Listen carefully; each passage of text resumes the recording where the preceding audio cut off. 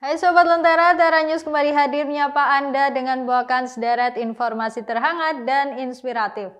Bersama saya Anissa Zakia, inilah Tera News selengkapnya. Gelombang penolakan terhadap rancangan Undang-Undang TNI terus berlanjut di berbagai daerah.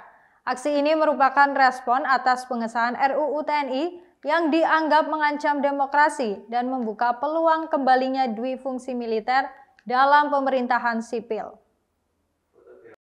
Mahasiswa dan masyarakat sipil di berbagai kota menggelar aksi penolakan besar-besaran atas pengesahan RUU TNI yang disahkan DPR pada 20 Maret 2025. Beberapa aksi demonstrasi ini berujung ricuh dan mengakibatkan belasan mahasiswa luka-luka akibat tindakan represif yang dilakukan oleh kepolisian.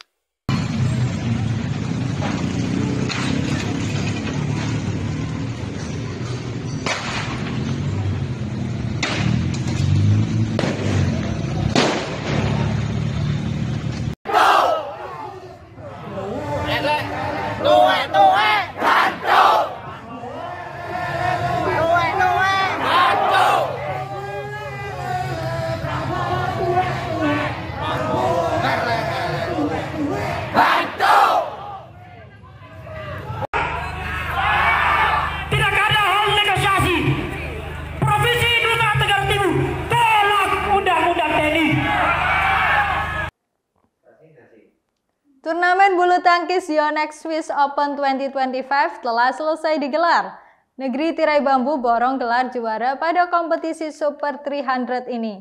Indonesia lagi-lagi hanya berhasil membawa pulang gelar runner-up di nomor ganda putra. Turnamen Yonex Swiss Open 2025 resmi berakhir pada Minggu, 23 Maret, di Basel, Swiss. Ajang ini menjadi salah satu turnamen penting dalam kalender BWF World Tour dan berperan dalam perebutan poin menuju kejuaraan dunia 2025 di Paris. Di sektor tunggal putra, gelar juara diraih oleh pemain China, Wang Hongyang, setelah mengalahkan wakil Prancis, Christophe Popov, yang tampil dominan dan menutup pertandingan dengan skor 21-18 dan 21-3. Sementara itu, di tunggal putri, Chen Yufei dari China sukses meraih gelar juara setelah mengalahkan Line Hajmat Jersfeld dari Denmark. Chen menunjukkan permainan yang solid sejak awal turnamen, memastikan gelar juara bagi China di sektor tunggal putri. Pada nomor ganda putra, pasangan Thailand, Titinupong Kedren dan Dicepol Puavara Nugroh, keluar sebagai juara setelah mengalahkan pasangan Indonesia, Muhammad Shohibul Fikri dan Daniel Martin. Kekalahan ini membuat Indonesia harus puas dengan posisi runner-up di sektor ganda putra. Di sektor ganda putri, partai final mempertemukan dua pasangan asal China. Jia Yifan dan Zhang Shuxian berhasil mengalahkan Liu Xiangshu dan Tang Ning dalam pertandingan yang berlangsung sengit. Dengan hasil ini, China kembali membuktikan dominasinya di sektor ganda putri.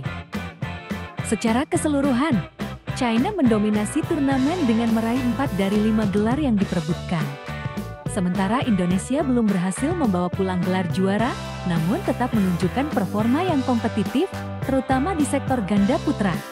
Dengan berakhirnya Yonex Swiss Open 2025, para pemain kini akan bersiap menghadapi turnamen berikutnya dalam kalender BWF World Tour, termasuk kejuaraan Asia yang akan berlangsung dalam waktu dekat.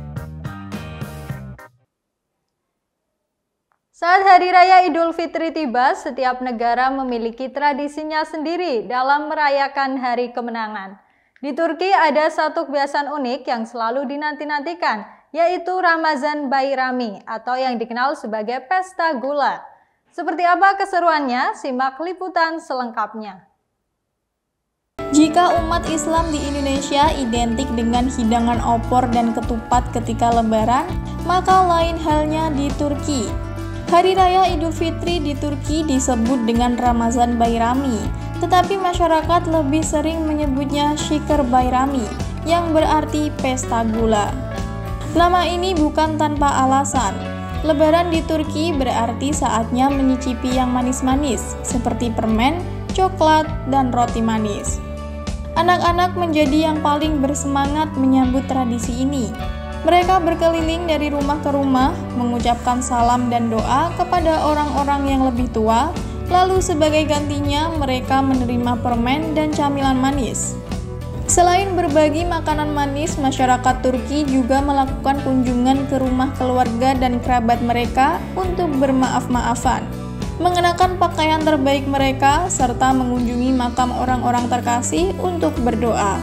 Hidangan khas seperti baklava, lokum atau Turkish delight, dan berbagai jenis kue juga selalu hadir di meja makan. Tradisi Şeker Bayrami ini menjadi simbol kasih sayang, kebersamaan, dan berbagi kebahagiaan. Tak heran, suasana Idul Fitri di Turki terasa begitu hangat dan meriah. Sesaat lagi kita akan membahas tentang rumah yang dapat bertahan saat kebakaran dan banjir. Jadi tetap di Tera News.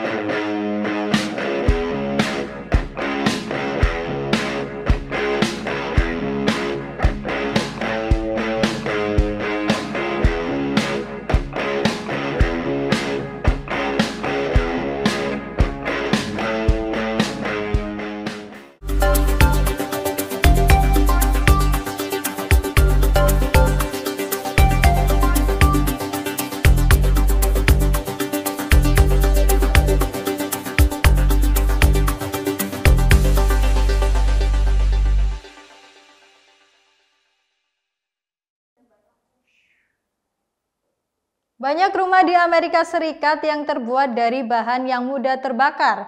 Oleh karena itu, seorang insinyur di Colorado memperkenalkan metode pembangunan rumah yang berbahan dari pembuatan batu bata kuno. Rumah dari bata tanah liat ini bisa bertahan saat bencana kebakaran hutan, gempa bumi, angin kencang, ataupun banjir. Rumah-rumah baru dibangun di seluruh kota Superior di Colorado, tempat angin kencang memicu kebakaran hutan yang menghanguskan lebih dari 1.000 rumah 2 tahun lalu. Sebagian besar konstruksi rumah ini memakai bahan yang biasanya mudah terbakar. Tapi rumah baru ini terbuat dari balok tanah yang dipadatkan yang tidak akan terbakar, menurut Insinyur Lisa Morey. The client called me and said that he was triggered still by the sound of strong winds and wanted a home that was obviously fire resistant or fireproof even. Lisa adalah pendiri Novatera yang memproduksi balok tanah yang dipadatkan dari tanah agak berlumpur yang mengandung pasir dan tanah liat. Untuk perekatnya, mereka menambahkan mineral kapur.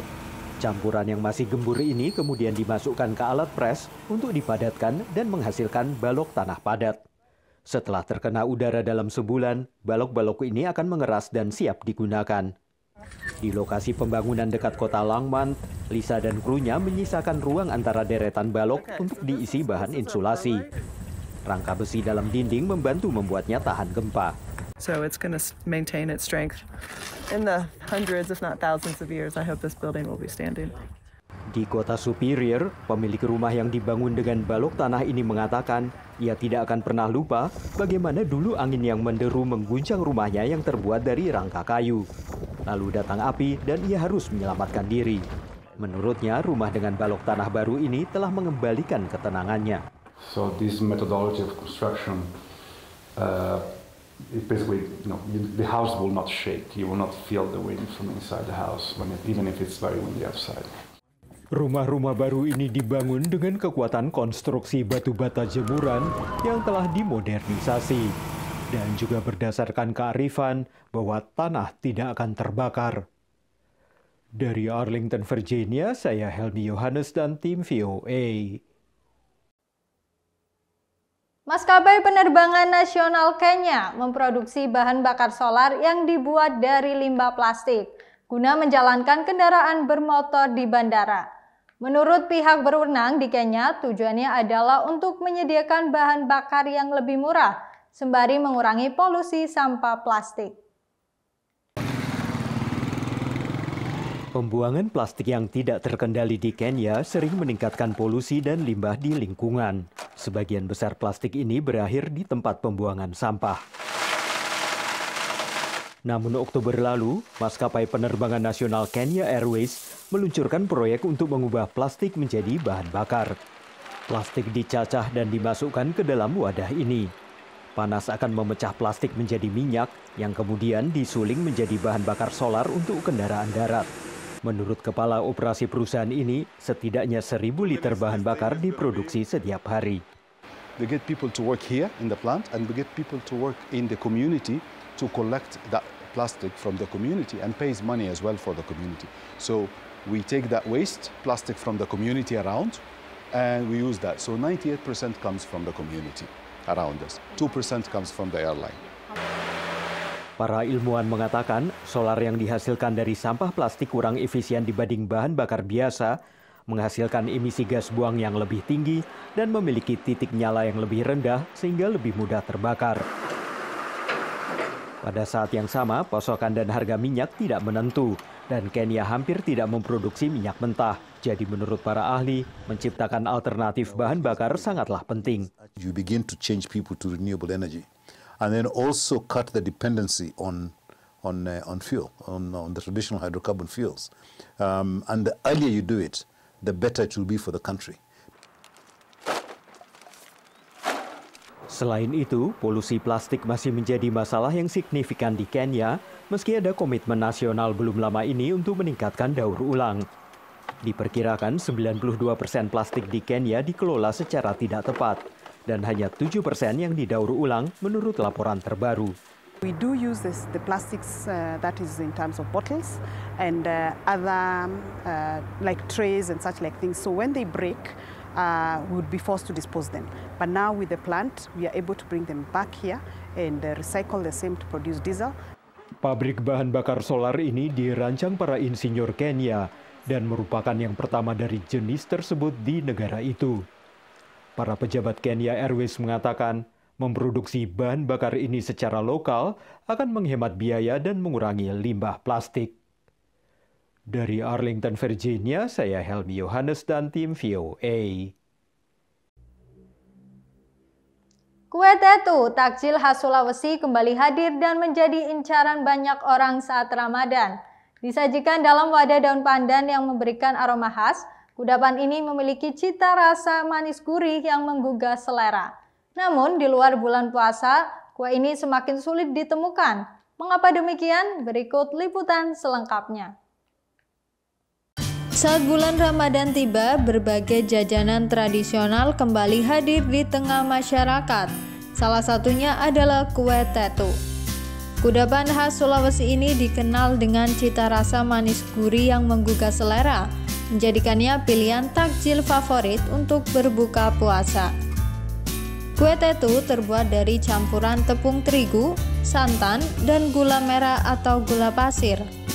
Adonan ini kemudian dikukus dalam wadah unik yang terbuat dari daun pandan, sehingga menghasilkan aroma khas yang semakin menambah kelezatan.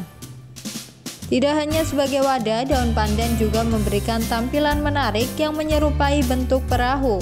Itulah sebabnya kue ini sering disebut sebagai kue perahu. Proses pembuatannya cukup sederhana. Setelah adonan dicampur hingga merata, adonan dituangkan ke dalam wadah daun pandan yang telah diberi lapisan gula di bagian bawahnya. Kemudian dikukus hingga matang, lalu disiram dengan santan kental yang telah dimasak dengan sedikit garam untuk menambah cita rasa. Selain menjadi hidangan khas Ramadan, kue tetu juga sering disajikan dalam acara adat dan perayaan khusus di berbagai daerah di Sulawesi. Namun di luar bulan puasa, jajanan ini semakin sulit ditemukan, terutama karena daun pandan besar yang digunakan sebagai wadah mulai langka. Dengan teksturnya yang lembut, rasa manis yang pas, serta aroma khas dari daun pandan, tak heran jika kue tetu selalu dirindukan setiap Ramadan tiba.